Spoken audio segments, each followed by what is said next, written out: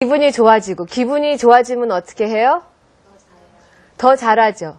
어떻게 해요? 누가 시켜서 잘해요? 하지 말라도 하죠. 그죠? 그런 예가 뭐 있을까요, 집에서? 잘하고 하면 기분이 좋고 그래서 더 하는 거.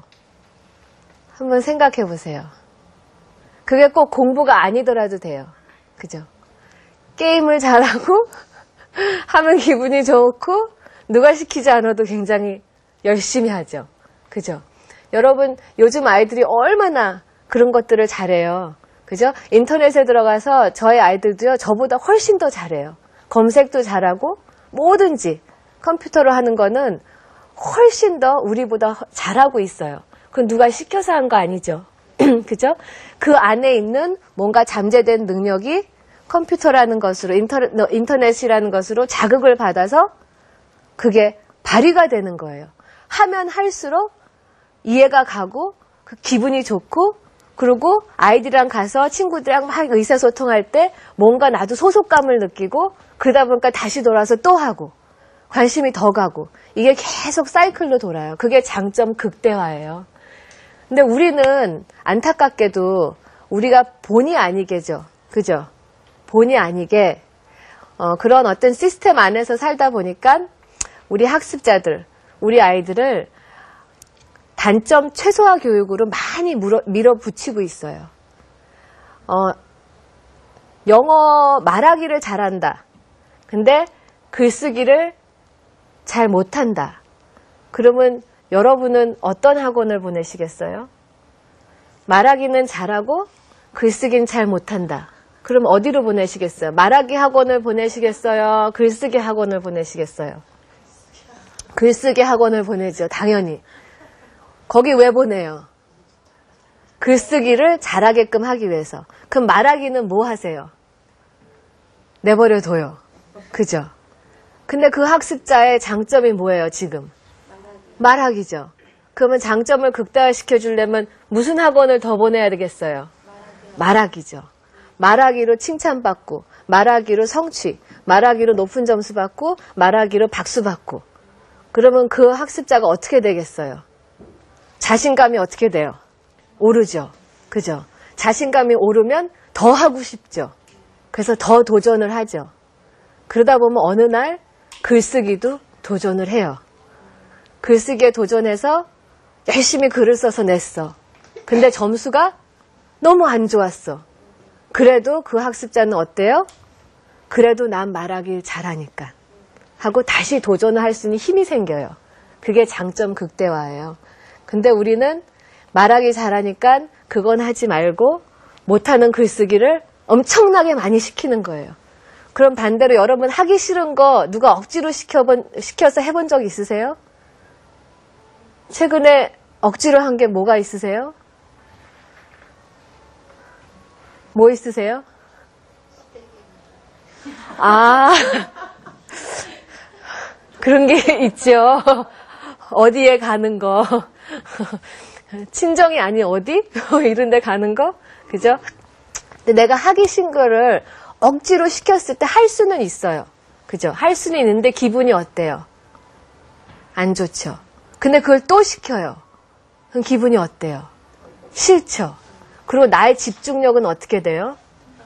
떨어지고 딴 생각이 막 들죠. 좋은 생각이 들어요? 안 좋은 생각이 들죠. 그리고 주변의 사람들이 이쁘게 보여요? 밉게 보이죠.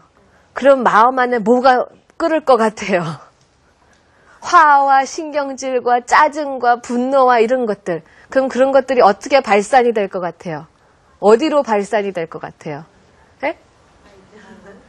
뭐 아이들 말로? 그죠?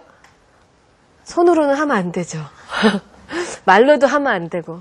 하지만 이상하게 발산이 되죠. 그럼 서로 어떻게 돼요? 불행해지죠. 근데 우리는 그걸 계속 하고 있어요. 그러다 보니까 요즘 학습자들이 이상한 부작용들이 생겨나고 있죠. 심리적으로. 그죠? 심리적인 게 더 나아가서는 신체적으로도 여러 가지 이상한 현상들이 일어나고 있어요. 여러분도 들어보셨겠지만 단점을 최소화할 때 오는 어떤 부작용들 이런 것들이에요.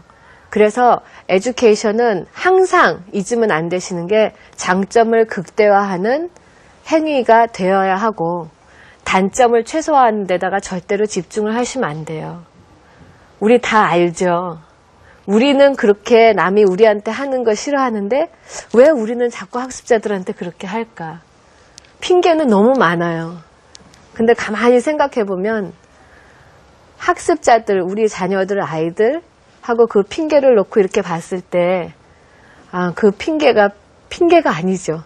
그죠? 그리고 또, 에듀케이션은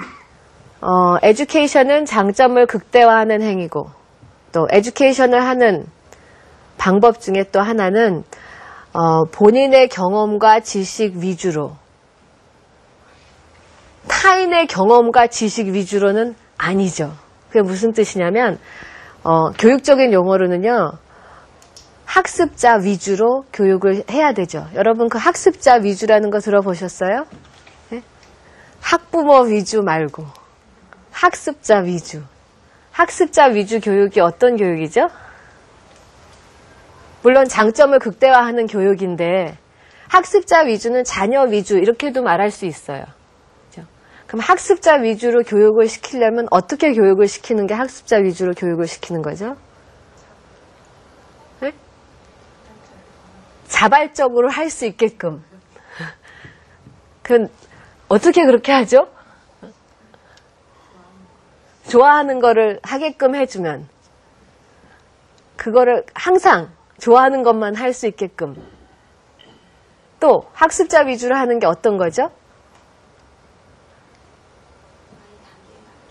아이 단계에 맞게 해주는 거. 네. 본인을 생각해 보세요. 꼭 공부가 아니고 학습이 아니더라도 내가 잘하는 게 있어요. 그죠? 별로 힘 안 들이고도 내가 잘하는 무엇이 분명히 있을 거예요. 그게 요리가 될 수도 있고 노래가 될 수도 있고 어떤 분들은 춤이 될 수도 있고 어떤 분들은 예술적인 게 될 수도 있고 그죠? 누가 시키지 않아도 굉장히 자연스럽게 잘할 수 있는 거. 그런 어떠한 내 안에 그런 것들이 있어요. 내가 좋아하고 잘할 수 있고 이해할 수 있고 하면 너무 내 자신이 좋아지고 내 삶이 변하고 유의미하게 변하는 그런 것들이 있어요. 그런 것들을 알아가면서 그런 것들을 찾아내주고 발견해주고 발견된 그 무엇들을 자꾸 키워주고 거기다가 새로운 지식을 덧붙여주고 이런 것들이 학습자 위주 교육이에요.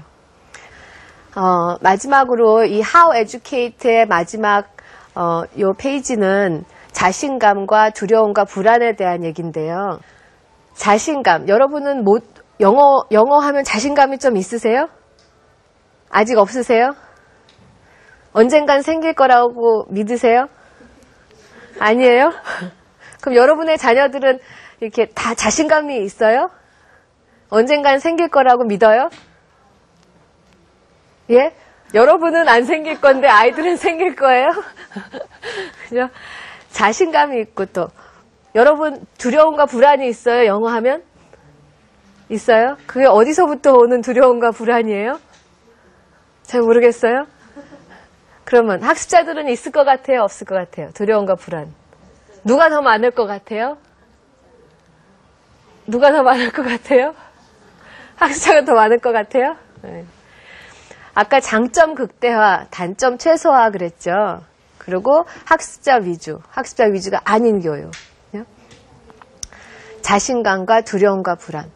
두려움과 불안은요, 없어지지 않아요. 신기하죠?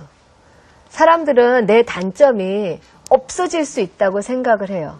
많은 경우에 단점이 이렇게 완전히 없어질 수는 없어요. 그죠? 내가 좀 약한 부분이 있고, 좀 강한 부분이 있고, 그렇죠?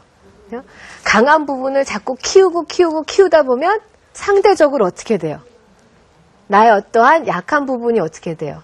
강한 부분으로 덮이죠. 그러면서 내가 단점이 많이 없어졌구나 이렇게 생각을 하는 건데 단점이 막 없어지는 게 아니라 나의 어떠한 장점이 극대화됨으로 인해서 상대적으로 나의 단점이 많이 그 힘을 잃어버리는 거예요. 자신감과 두려움과 불안도 비슷한 관계예요. 내가 내 장점을 극대화시키는 또 나 위주가 학습자 위주로 학습자의 관심과 학습자의 이해도와 학습자의 삶의 어떤 유의미성을 부여하는 그 정도 이런 것들을 생각하면서 교육을 받을 때 배울 때 내 자신감이 어떻게 돼요? 아까 기분이 좋으면서 자꾸 자신감이 생겨서 자꾸 더 하게 된다 그랬죠. 그죠? 그럼 자신감이 계속 상승하면 두려움과 불안이 어떻게 되겠어요? 처음에 낮았던 자신감